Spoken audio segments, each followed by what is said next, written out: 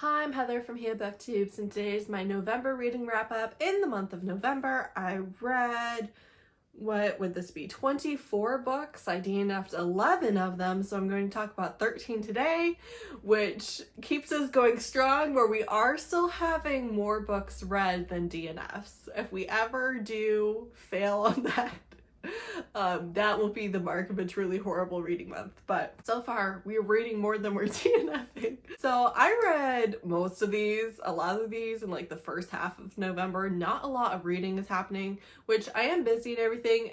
Here's the thing, with reading for me, if I would rather be doing something else than reading, great, wonderful, take a break from reading, no problem. I haven't read in 10 days, doesn't matter.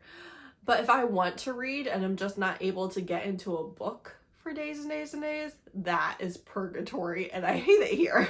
It's mostly been busy, but also I haven't been reading. We'll see. I'm finishing up a huge project that will be going up on Tuesday for Tuesday's video, and decorating for Christmas and holidays, all that stuff obviously contributes to it. You know, you might be like, Heather, there's a lot of highly rated books and not a lot of not highly rated books, and I would say, did you see the DNFs? I say this all the time, but like, that's why. Alright, starting off in chronological order as always.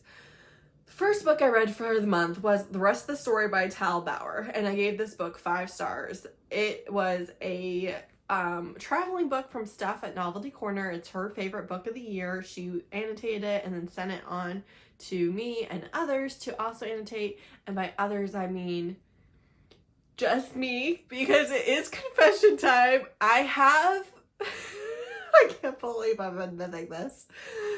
I have made progress because it's in the envelope now to send to the next person, which would be Shay at Shay Geeks Out. So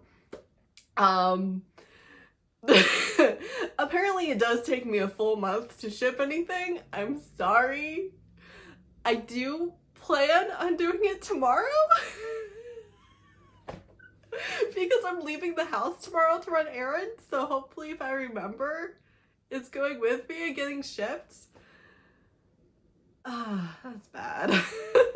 Anyways, a month ago I read this book.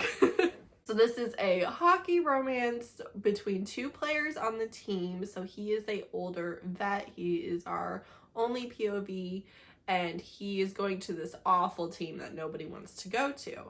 And there is a rookie there, but he is an older rookie. He already graduated from Harvard and stuff, so he's like 24, not like 19 or whatever. And the captain of this team is incredibly abusive, and things were probably about to change maybe anyways, but there's a lot of time things where he comes to this team, they have a new vice president come to the team, the owner is starting to pay attention, and so things would probably get fixed anyways, but he ousts the abusive captain.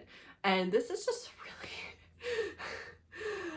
I would say this is a really sad book, but it's not really true. It's very sweet. It's a sweet romance between the 2 of them, and such a great found family with the team and everything. But also, you will cry your little eyes out, and for that, I wouldn't really recommend it for like the people who watch my channel for my taste, because I don't I don't very often recommend books that make me cry because I hate it. There's a lot of content warnings, physical, mental, and sexual abuse. It's a great book. It is well written. It is own voices, gay romance, which, you know, we just don't get enough of. It's fantastic in every way, and I'll never ever read it ever again. Annotated like the first part of the book and then finished reading it. I was actually reading it on my ebook because it's on Kindle Unlimited, and then I had to go back and finish annotating the rest of the book after I'd already read it. And just annotating it had me crying again, like so much, so much.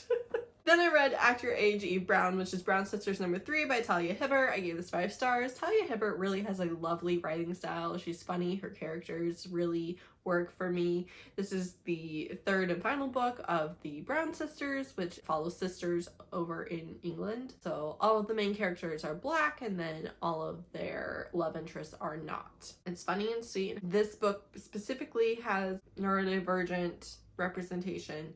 It's just good series. I mean, it's really popular. I'm sure you've heard of it, but it is really good. Next, I read Bryony and Roses by T. Kingfisher. I gave this 5 stars. I think this is under 200 pages, is a great Beauty and the Beast retelling.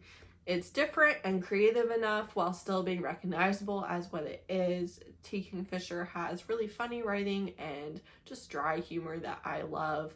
I just love the writing, truly. But this is maybe one of my favorite Beauty and the Beast retellings because it is just creative enough. Next, I read Sinner's Isle by Angela Montoya, which I gave 5 stars. This is maybe my favorite book of the month for sure. This is a young adult book. The characters are like 18 and 19. There's no explicit content. It is a witch and a pirate, and the witches in this world, you know, the church has condemned them and they're all captured and they're all brought to this island, and then they are forcibly, magically bound to men who buy them and are able to control their will and are able to control their magic through that, and that penance will keep their souls from hell. And of course the church gets to keep all the money. This pirate gets washed up on the island while the king and all of the nobility are there to pick their witches. It's her year to be picked. She's really powerful. The king is like a 19-year-old king. He just got crowned. He's almost definitely going to pick her. And you know, she falls in love with this pirate. And this is a queer Latinx standalone fantasy romance. And I loved it. Absolutely loved it. Then I read Thank Me Later, which is Fiennes Family number 3 by Christina C. Jones. I gave this 4 stars. This is a friend of a friend is going to fake date him, and then that's going to get posted on Facebook, and she's going to have to go to his family Thanksgiving, and it's delightful. Then I read 3 Kings by Freydis Moon. I gave this 4 stars. This was really good and cozy. It's based on Taylor Swift's Evermore album.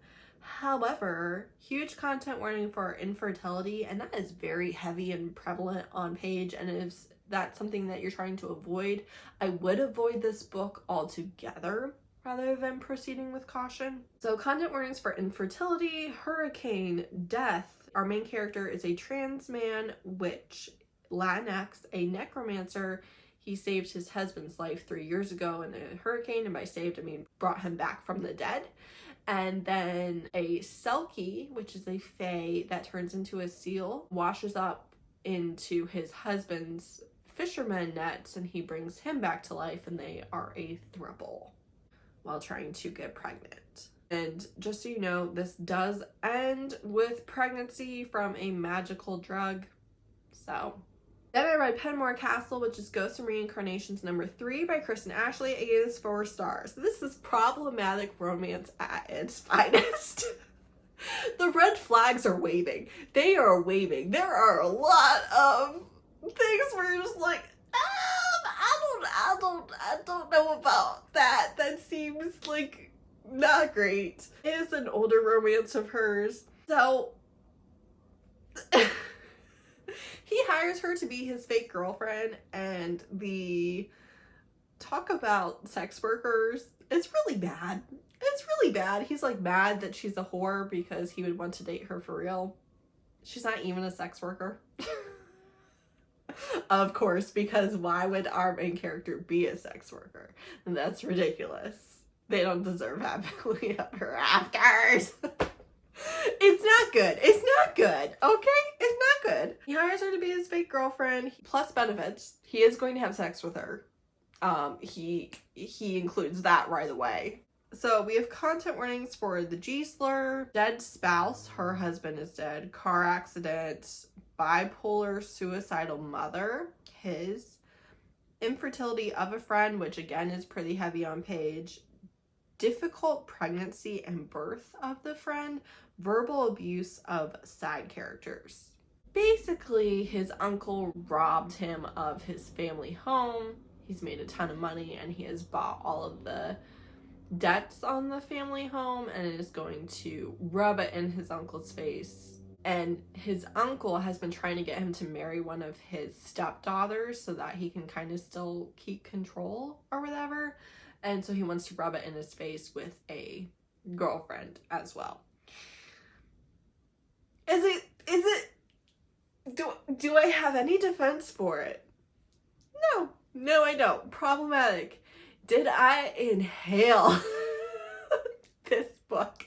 After weeks of not reading, yes, absolutely I did. Great time. Then I read Lucky Stars, which is Ghosts and Reincarnations #5 by Kristen Ashley. I gave this 4 stars. I did just skip book 4 because it's a dead wife, and you know, that's like a big conflict in the story, and I don't care for that. And the dead wife's ghost was like trying to hook them up so that like there's a mother of her children and stuff. Weirdness. I skipped that one. So this one we have a shy, abused woman. She got out of an abusive marriage, who is reincarnated. She was in an abusive marriage in the past life as well. The alarm bells are ringing. I'm just not real sure about this. And then you have 2 brothers who are also reincarnated, have like a horrible rivalry, right? Reincarnation does nothing for me. Just so you know. So I don't know how to explain this. So there are the ghosts of children in this castle because the people that are reincarnated were like a love triangle, and the bad guy killed the children and the wife of the guy that ended it. And so in the new life, this woman who again was reincarnated has saved children from drowning and has like a really bad PTSD from that because she didn't save all of them.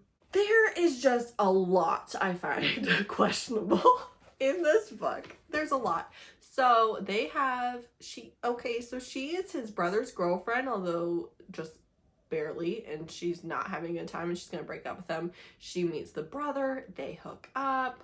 She finds out it was a competition. She runs away. Turns out she got pregnant from the one night stand. And that pregnancy is going to end in an on-page miscarriage due to violence. So, again, proceed with caution, or better yet, don't proceed at all. If you know. It's not good. It's like 500 pages and I read it in a day. What do you want from me? Then I read Bonded by Thorns, which is Beast of Briar #1 by Elizabeth Helen. I gave this 3 stars. This is a Wide Shoes, Beauty and the Beast, Fae retelling. It wasn't good. It wasn't good. I'm sorry. It wasn't good. The best parts of this book were the sex scenes by a mile. That was by far the best part of the book. The next book is over 200 pages longer than this one, and I'm out. I'm out. She does not view her abusive relationship as abuse, and that is really, I want to say annoying. I know that people, you know, heal at different paces and are at different places on their healing journey and all of that, but it did annoy me that she wasn't recognizing this very clear abuse as abuse and was still talking about getting back to her abusive fiance. It was kind of predictable, not gonna lie. Not really into it. It was a disappointment. Next is The Harvest Bride, which is Deadlands 4.5 by Kati Wilde. I gave this 4 stars. This is a novella. She's a warrior. He's a warrior. It follows, you know, the events of Midsummer Bride and other books in the series. It was good if you like Kati Wilde's fantasy romance. It's very much her flavor. Don't really have much to say about it. Next, I read Cinnamon and Golds by Lady Marie. This I gave 5 stars. This is a Thanksgiving novella where her ex is not supposed to be at Thanksgiving and she's really close to her ex's mother, and her family's not local, and so the mother is like insistent that she comes to Thanksgiving. And before the Thanksgiving, she meets her ex's cousin at the grocery store and they have a little thing. And then she shows up to Thanksgiving, cousin's there, and ex is there, and they hook up. And the sex is good. It's good. Then I read Freedom is a Constant Struggle by Angela Y. Davis. I gave this 5 stars. So I finally joined Libby like a couple months ago, and it does make audiobooks a lot easier. I'm still not a fan, but I had to listen to Bryony and Roses on audiobooks, and I made it through that. So I was like, let me try. I've been wanting to listen to nonfiction on audio because I do think I can listen to that better. It feels like a YouTube video or a podcast. This is Interviews and Speeches. It is read by the author. It is somewhat repetitive because it is a compilation of speeches that were made to different groups of people, so obviously there are some of the same threads and talking points and stuff in the different speeches. But I love this book with so much respect for the author and feeling informed about things that you just don't hear about very often. It talks a lot about the intertwinedness of the struggle in Palestine long before the events of this year and the Black Lives Matter movement, and also talks about, you know, stuff from the 60s and 70s and 80s, and it's just really informative. I would recommend it.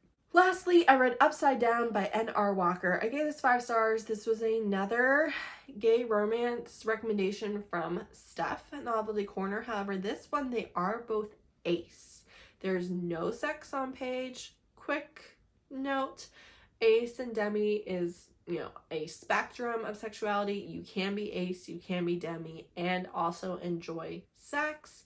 That is not the case for our two characters. They don't want sex at all. It doesn't do anything for them. And that's talked about a lot because the main character is just finding out basically that he's ace, and the love interest is running the support group and stuff. So you get both of their POVs, and I will say that she writes quirky characters in a way that really works. I feel like a lot of times when authors are trying to write a quirky, you know, a little bit weird, a little bit different character, they kind of fail and it falls really flat and like a two-dimensional character, a gimmick almost on the page. And I did not feel that way about this main character. I felt like he was fully fleshed out and like someone I might know. And I really appreciate the skill that it took to do that, because you just don't see it very often where it is successful. And they just have a very sweet romance. This is one, if you like conversations between your characters, that's like the whole book. The whole book is conversations and dialogue and stuff, and I love that, so I really like this. This is by an Australian author. I did read it for the Australian readathon hosted by Steph and Mel. Book Fiend, maybe? I'm sorry, Mel. I was even like watching your videos and was like, you need to memorize this channel name. But I don't, a book fiend named Mel, is that it? Yeah, so I read that for the readathon and I'm really glad that I did. It was great. And it's a very kind of feel-good, happy romance. So that's it. That's all the books that I read in November. Let me know if you have read or want to read any of these. I don't know, I feel delusional. I've been working on this project. I'm sick. I don't even know what has been said here. But I hope it was good. Thanks so much for watching. Bye.